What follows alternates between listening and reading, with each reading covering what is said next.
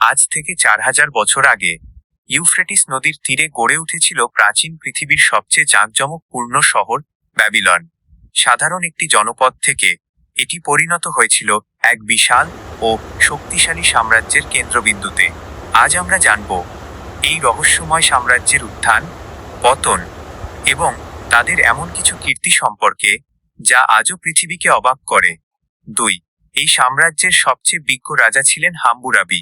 তিনি কিউনিফর্ম লিপিতে একটি কালো পাথরের স্তম্ভে 282টি আইন খোদাই করেছিলেন, যা ইতিহাসে কোড অব হাম্মুরাবি নামে পরিচিত। এই কঠোর আইনের মাধ্যমেই তিনি পুরো মেসোপটেমিয়া অঞ্চলে এক শক্তিশালী শাসন ব্যবস্থা প্রতিষ্ঠা করেন। তবে খ্রিস্টপূর্ব 1595 অব্দে হিট্টাইটদের আকস্মিক আক্রমণে এই প্রথম ব্যাবিলনিয়ান সাম্রাজ্যের পতন ঘটে। 3. যুগে যুগে ধ্বংস হলেও ব্যাবিলনিয়ানরা বারবার ঘুরে দাঁড়িয়েছে। রাজা নেবুচাদনেজারের আমলে তারা নীল রঙের চকচকে ইট দিয়ে তৈরি করে শহরের বিখ্যাত প্রবেশদ্বার, ইস্তার গেট। এই গেটের দেয়ালে আবহাওয়ার দেবতা আদাদের প্রতীক ষাঁড় এবং প্রধান দেবতা মারদুকের প্রতীক ড্রাগন খোদাই করা ছিল। এছাড়াও গ্রিক ইতিহাস অনুযায়ী তিনি তার স্ত্রীর জন্য তৈরি করেছিলেন প্রাচীন পৃথিবীর অন্যতম আশ্চর্য, ব্যাবিলনের ঝুলন্ত উদ্যান। 4.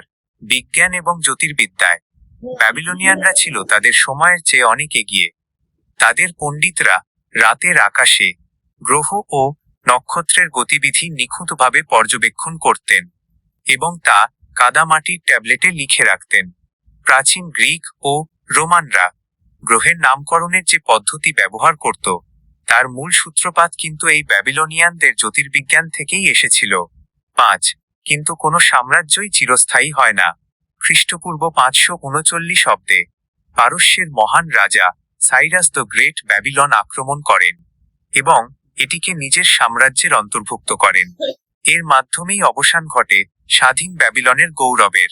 আজ হয়তো সেই প্রাচীন শহর মাটির নিচে বিলীন, কিন্তু তাদের বিজ্ঞান, আইন আর স্থাপত্যের ইতিহাস মানব সভ্যতার পাতায় চিরকাল অমর হয়ে থাকবে।